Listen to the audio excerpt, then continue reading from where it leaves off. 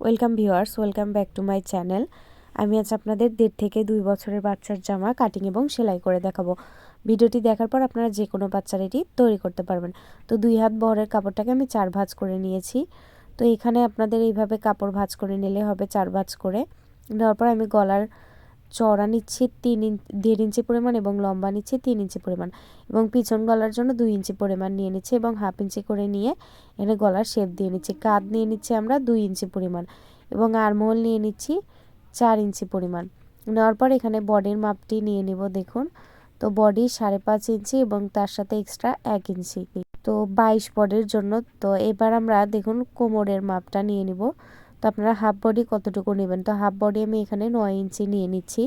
তো 9 ইঞ্চি নেওয়ার পর এখান থেকে আমরা অবশ্যই হাফ ইঞ্চি কম করে কোমরের মাপটা নেব। তো 5 ইঞ্চি এবং সেলাইয়ের জন্য এক্সট্রা 1 ইঞ্চি পরিমাণ। এখান থেকে এইভাবে আমি আর্মহোলের শেপ দিয়ে কেটে নিব। প্রথমে পিছন গলাটিকে কাটবো, তারপরে সামনের গলাটিকে কাটবো। তো দেখুন এইভাবে আমি এটিকে কেটে নিচ্ছি। তো এইভাবে আপনারা খুব কম কাপড়ে বাচ্চাদের জামা তৈরি করতে পারবেন। তো দেখুন আমি একটি পার্ট সরিয়ে পিছন পার্টের জন্য এখানে আলাদা করে নিয়েছি এবং সামনের পার্টে এইভাবে গলাটি বড় করে কেটে নিচ্ছি। 3 ইঞ্চি পরিমাণ নিয়েছি এবং পিছন পার্টে আমরা হুক অথবা টিপ বোতাম দিব।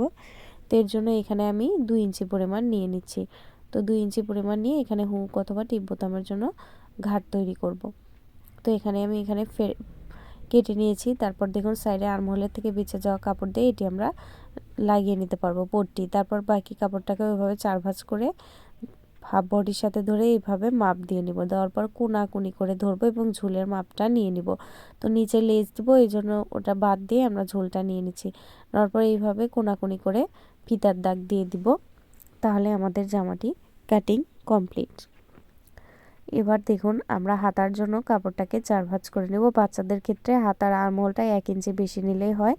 তাহলে আমরা 4.5 ইঞ্চি প্লাস 1 ইঞ্চি 5.5 ইঞ্চি নিয়ে নিয়েছি। তো 5.5 ইঞ্চি নেওয়ার পর হাতার ঝুল নিয়ে নিচ্ছি। তো ঝুলটা আমি এখানে 6 ইঞ্চি পরিমাণ নিয়ে নিয়েছি। নেওয়ার পরে এখানে আমরা 5.5-এর অর্ধেক থেকে 1 ইঞ্চি পরিমাণ ডাউন দেব এবং হাতার মোহরার মাপ নিয়ে নিচ্ছি। নেওয়ার পর এইভাবে হাতার শেপটি দিয়ে দিচ্ছি।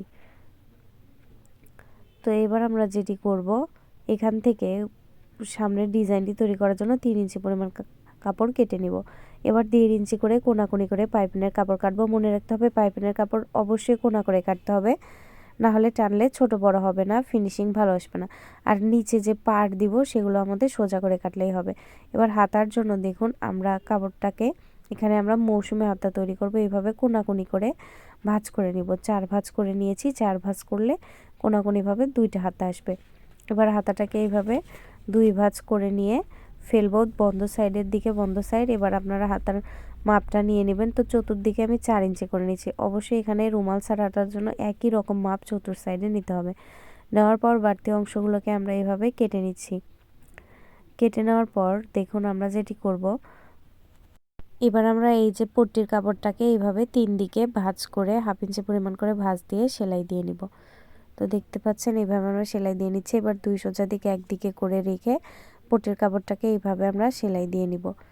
তো এইভাবে সেলাই দেওয়ার পর মাঝখানের অংশটা আমরা এইভাবে কেটে নিব। কেটে নেওয়ার পর এভাবে এটিকে উল্টিয়ে নিয়ে পরে আমরা হাতে তোরপাই বা এর উপর দিয়ে সেলাই দিলেও হবে। তো আমি এর উপর দিয়ে সেলাই দিয়ে নিচ্ছি। তো সেলাইটি আমাদের দেওয়া হয়ে গিয়েছে। এবার আমরা নিচের পাটটিকে এর সাথে লাগিয়ে নেব। তো 2 সোজা দিকে একদিকে রেখে, অবশ্যই মনে রাখতে হবে 2 সোজা দিকে একদিকে রেখে নিচের পাটটিকে আমাদের লাগাতে হবে। তো আমরা পিছন পাটটি তৈরি করে নিয়েছি। এবার সামনের পাটটি তৈরি করব। তার আগে আমরা এখানে একটি চাপ সেলাই দিব। চাপ সেলাইটা হবে হাফ বডির উপরে, জামার কাপড়ের উপর নয়।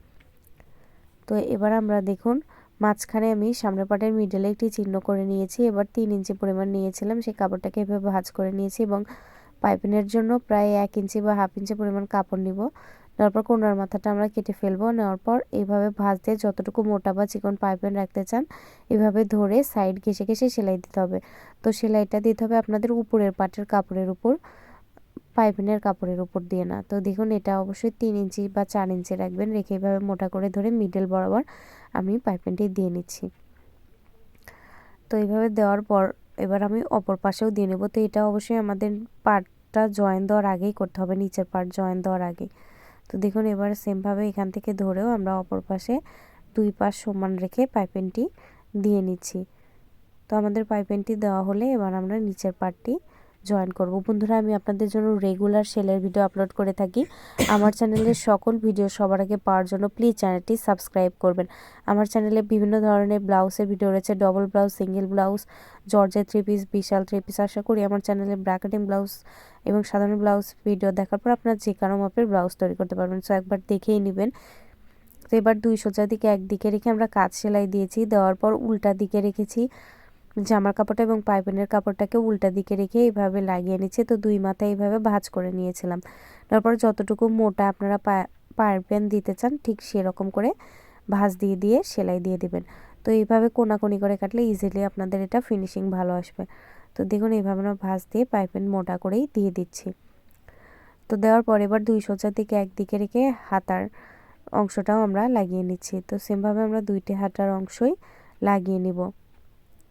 তো দেখতে পাচ্ছেন 2টি হাতার অংশ লাগিয়ে নেওয়া হয়ে গিয়েছে। এবার আমরা নিচের অংশে পাট দিব। তো নিচের অংশে পাট দেওয়ার জন্য 2 ভাঁজ করে নিয়েছি। এবার 2 সোজা দিকে একদিকে রেখে এখানে সেলাই দিচ্ছি। দেওয়ার পরে এবার চাপ সেলাই দিব। জামার কাপড়ের উপর পার বা পাইপিনের কাপড়ের উপর কখনোই চাপ সেলাই হয় না, এটা মনে রাখতে হবে আমাদের।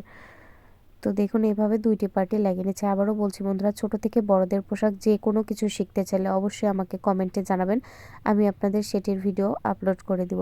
তো দেখুন এখানে আমি এটি লাগিয়ে নিয়েছি। লাগিয়ে নেওয়ার পর হাতার মিডল পয়েন্টে চিহ্নিত করে 2 সোজা দিকে একদিকে রেখে প্রথমে এক সাইড থেকে আমি হাতাটিকে লাগিয়ে নিচ্ছি। লাগিয়ে নেওয়ার পর এবার আমরা অপর সাইডটিকেও হাতাটিকে লাগিয়ে নিব। তো এইভাবে হাতা লাগালে আপনারা ইজিলি ফিনিশিংভাবে হাতা তৈরি করতে পারবেন। তো অবশ্যই মিডল পয়েন্ট এবং কাঁধ একসাথে ধরে আপনাদের হাতাটি এভাবে লাগাতে হবে, একদিক থেকে তারপর অপর দিক থেকে। তো দেখুন সেমভাবে আমি হাতাটিকে লাগিয়ে নিয়েছি। লাগিয়ে নেওয়ার পর হাতার নিচের অংশটাকে, মোহরার অংশটাকে এভাবে চিকন করে ভাঁজ দিয়ে আমরা 2 পাশেই সেলাইটি দিয়ে নিব। নেওয়ার পর একদম হাতা থেকে ধরে নিচে পর্যন্ত সেলাই দেব।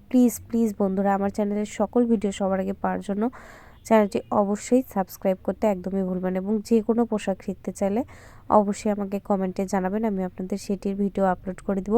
এবং ভিডিওটি ভালো লাগলে অবশ্যই একটি লাইক কমেন্ট করবেন।